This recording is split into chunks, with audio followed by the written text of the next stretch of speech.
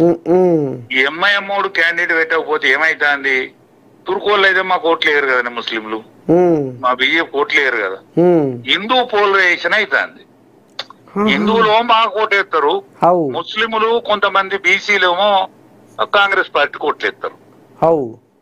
ఇప్పుడు కాంగ్రెస్ పార్టీకి సెలక్షన్ మంచి, కాంగ్రెస్ పార్టీ కింద పడ్డది కానీ మన సెలక్షన్ కరెక్ట్ అయింది. బీసీ మూవ్మెంట్ లో నవీన్ యాదవ్ ను సెలెక్ట్ చేసుకుంటే కాంగ్రెస్ పార్టీకి కలిసి వచ్చిన అంశం. ఆ కలిసి వచ్చిన అంశం అది.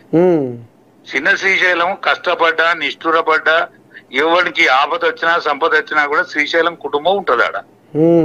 వాళ్ళకి కలిసి వచ్చే అంశం కాదు. క్యాండిడేట్ ను గట్టి క్యాండిడేట్ ను పెట్టుకున్నారు వాళ్ళు. మిగతా అన్ని వాళ్ళకి వచ్చిగా పోతే ఈ అధికార పార్టీతోని కుమ్ముక్కై ఉంటది ఎంఐఎం ఎక్కడనైనా. ఆనాడు సంది అది ఇదే పాట పాడుతుంది. టిఆర్ఎస్ ఉన్ననాడు టిఆర్ఎస్ ఎంబడి ఉన్నారు, కాంగ్రెస్ ఉన్ననాడు కాంగ్రెస్ ఎంబడి ఉంటారు. అదును అది కలిసి వచ్చిన అంశం. మాకు కలిసి వచ్చిన బీజేపీ కలిసి వచ్చిన అంశం ఏంటంటే మాకు ముస్లిం ఓటేయడు కాబట్టి హిందూ పోలరైజేషన్ మాకు అవుతుంది. టిఆర్ఎస్ వనికి ఎవడెత్తలేడు, వీడెత్తలేడు వాడెత్తలేడు. ఓ అమ్మా, అదే ఇప్పుడు మీ ఇద్దరి మధ్యనే ఉందా పోటీగా? కాంగ్రెస్ కు బీజేపీ జాతీయ పార్టీల మధ్యనే పోటీ ఉంటదన్న. 14వ తారీఖు సాయంకాలం వరకు టిఆర్ఎస్ పార్టీ కథం అవుతాను. 15వ తారీఖు నాడు ఎవడన్నా ఉంటాడు కల్లా. వాయ్యా, మా కారులో ఉబ్బరిస్తుందో, మా కారు మూత కోరిగా ఉరుకుతుందో, మా కారు జూబ్లీ హిల్స్ లో దుమ్మే కనపడుతుందో అని మరి ఆలు సంకలు గుద్దుకుంటారు కానీ ఇప్పటికే 10 మంది పోయిరి. ఇప్పుడు ఒక్కటన్నా టిఆర్ఎస్ గెలితేనో ఆ పార్టీ కొద్ది రోజులు నిలబడి ఉంటది. టిఆర్ఎస్ గెలవకపోతే 15వ తారీఖు నాడు ఉంటుంది ఆ పార్టీ. ఇంకా ఇక తూర్పాల పట్టినట్టేనా? ఇప్పుడు పెద్ద మనిషి శాత కాకుండా ఉన్నాడా? నేను రాడని చెప్పిన ఎన్నికల ప్రచారాన్ని రాడే అని మొత్తుకున్నా. అవునేవే, నువ్వు అన్నమాట ఇదైంది. మరి వచ్చిందా ఆయన వస్తాడా? జనం ఏమనుకోరు ఎరికేనా? నేను అట పోయి మాట్లాడిస్తుంటే కొంతమంది అవును కేసీరావు వస్తాడా, ఎట్ట సంగతి ఏంది ఏం కదా అంటే, మా కేసీరావు వస్తాడు, ఆ కేసీరావు వస్తాడు, మరుపుతాడు, చక్రం తిప్పుతాడు, జూబ్లీ హిల్స్ జనాలను ఏ రకంగా ఇది చేయాలనో అట్లా చేస్తాడు, మాకు బ్రహ్మాండంగా ఓట్లు రాలితే మాదే విజయం అన్నారు. ఇంతవరకు అసలేదు బసలేదు, మొత్తం బాయికాడనే ఉంటుండు కానీ మీ దోస్తు ఆయన చేత కాకుండా ఉన్నాడు. ఆయన పెద్ద మనిషి చేత కాకుండా ఉండు. మొన్న వాళ్ళ బావ చచ్చిపోయిన రోజు బలిమీటికి వచ్చాడు. అదే ఇప్పుడు ఇంకొకటి ఏంటంటే, ఇప్పుడు ఇంకొక దెబ్బ ఏం దాకిందంటే, ఈ హరీష్ రావు అనేది ఆయన కొద్దిగా రేవులు తిప్పేటోడు. ఆయన పాపం వల్ల తను చచ్చిపోయి ఆయన నిప్పు పెట్టినోడు. ఆయన ఇంట్లో ఉండాలి చెప్తాను. తలగోరు పెట్టినోడా? ఇప్పుడు ఒక్క కేటీఆర్ ఊరుతాడు ఎటెగిరిన. అదే ఇప్పుడు ఒక మాట నిన్ననే ఈ మాట పొక్కిందే. ఇప్పుడు రాహుల్కు హరీష్ రావుకు కొంచెం ఇప్పుడు ఈ బాధ్యత మొత్తం ఇప్పుడు రాహుల్ భుజాన పెట్టిర్రు. అవును, ఈయనకేముంది, మా నన్ను కాదని చేస్తున్నావు, ఇక నీ కొంకులు ఎట్ట నరకాలో నరుకుతారు. హరీష్ రావు లేకపోతే కారు కింద పడ్డది కదా, కారుకి ఇదైంది కదా అనేది కూడా కొంచెం హరీష్ రావు కూడా లోపల ఉంటుంది అని అంటారు. నిజమేనా?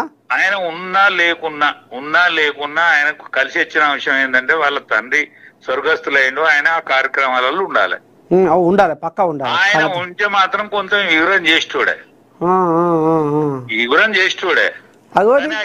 ఇబ్బందులు పడ్డది ఆయన, ఇబ్బందులు పడ్డది. కేటీఆర్ పోకడం మారతలేదు, ఇంకా పోకడం మారుతాను. అదేమన్నా మాట వస్తాండ ఇంకా ముఖ్యమంత్రిని ఎట్లా పడితే గట్లా మాట్లాడచ్చునా, సైజును మాట్లాడచ్చు, ఏది పడితే అది మాట్లాడచ్చునా. వాడు మంచిగా చెడ్డ ముఖ్యమంత్రి కదా ఈ రాష్ట్రానికి. ఏది పడితే అది మాట్లాడతాండే. ఇంకా ఆయన దుందుడుకుతనం పోతలేదే. ఇప్పుడు భారత దాత అవుతాడా మళ్ళా ఆయన? ఏది ఆయన ఇప్పుడు వర్కింగ్ ప్రెసిడెంట్ కదన్నా, ఆయన తొందరపడద్దు కదా. అవును, ఆయన నిమ్మలంగా మాట్లాడాలి. ప్రజలు ఆలోచించే తీరుగా ఇవాళ రాబోయే రోజులలో ఆయన కనిపించాలని అనుకుంటాడు. ఆయన ఎంత ఉందా ఉండాలి, ఉందా కనిపిస్తాడు అన్న. ఏమో అన్ని బుడుబుడు గల మాటలే ఉన్నాయి అన్ని. అట్లా మాట్లాడద్దు కదా, మాట్లాడితే ప్రజాదరణ కోల్పోతారు కదా. బా ఇప్పుడే ఆమె ఎడల ఈ రెండో భార్య అని మన్నని మశానం అని అదోటి ఇదోటి అన్ని ఓ దానికి ఒకటి పుట్టింది. ఇప్పుడు అవునే ఈ వాస్తవేనటగా ఈమెది అంత కొచ్చేసినాక ఇది ఈమె రెండో భార్య అని ఇదే అంటే ఫస్ట్ భార్య ఉన్నాక నువ్వు సెకండ్ భార్యని ఎట్లా చేసుకుంటావు ఏంది ఇంకా తల్లి కూడా ఇది లోపడంగా అంత మసులుతుందటగా ఇదంతా. ఆమె కమ్మాయో కాదు మరి సునీతని అదే ఏదో ఏదో మసులుతుందట సునీత అన్న. నీకు తెలియదు ఏమన్నది, ఓటరు ప్రతి ఒక్క ముచ్చట్ను తీసుకుంటాడే లెక్కకు. బా ఓటేసే ముందట ప్రతి ఒక్క ముచ్చట్ను తీసుకుంటాడు. బట్ టెంపర్మెంట్ ఆగుతున్న లేడేమరో ఇప్పుడే అన్నట్టు కూడా చూస్తాడు. ఎన్నో కోణాల నుంచి ఆలోచించి ఓటేస్తాడన్న. ఎటు చూసినా కూడా టిఆర్ఎస్ కి అయితే దెబ్బజలుడు పక్క. ఆ పార్టీ 15వ తారీఖు దుంబాల కేసు అంతేనా? నా కోపం ఉండి కాదన్న, నిజం అది. అదే అదే అదే వాస్తవం. నువ్వు పెద్ద మనిషివి, కరువు కాలం వెళ్ళబోసినావు, రాజకీయ అనుభవం ఉన్నోనివి. ఇంతో అంతో ఇట్లా జనాలు ఆదరణ ఎటు పడుతుర్రు, ఎటు ఒరుగుతుర్రు, గాలి ఎటు మళ్ళీ పోతుందని ఇక గాయంతమ్మడు పసిపట్టవా. కానీ ఇంకోటి ఏంటంటే నువ్వు అన్నట్టు ఈ రాములు కూడా ఈ మాటలల్లో కొంత ఆయన జనాదరణ ఓడిపోతున్నట్టే కొడుతుంది. ఆయన మాట తీరు మారనుండనే. సుందర ముఖారం ఇందమే, సుందర ముఖారం ఇందమే, కళ్ళల్లో కానవత్తాంది గర్వం. అమ్మా సుందర ముఖారం ఇందమే, కళ్ళల్లో కనిపించేది గర్వం. అది ఎవరు సహిస్తాడని అయ్యాళ్ళు. మళ్ళీ ఓట్ల ముచ్చట, ఓటేసే ముందట ఎన్ని ఆలోచిస్తారు. అవునవునవునవును. నువ్వు అన్నమాట వామ్మో ఈ పేలాటవు ఈయన సోకారం ఇప్పుడే ఆస్తలేడు వామ్మో ఇంకా రేపెట్టుంటది కథ ఆయన కాడికి కూడా జనాలు ఆలోచన చేస్తారు. 500 రోజులలో కేసీఆర్ ని తీసుకొచ్చి ముఖ్యమంత్రిని చేస్తానంటాడు. అవుతుందా అన్న?